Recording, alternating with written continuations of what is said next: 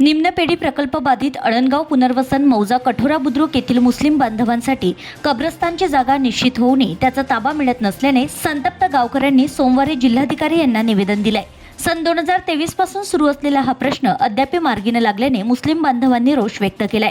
उपजिल्हाधिकारी पुनर्वसन अधिकाऱ्यांनी 28 मार्च 2025 रोजी कब्रस्तानची जागा निश्चित करण्याचे आदेश दिले होते।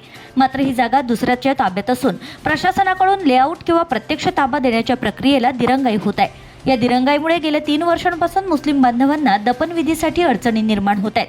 अळणगाव पुनर्वसन क्षेत्रात कोणत्याही मुस्लिम बांधवाचा मृत्यू झाल्यास दफनविधीसाठी जागा नसल्याने हा मृतदेह थेट जिल्हाधिकारी कार्यालयात आणून ठेवण्यात येईल असा इशारा सुद्धा मुस्लिम बांधवांनी दिला आहे।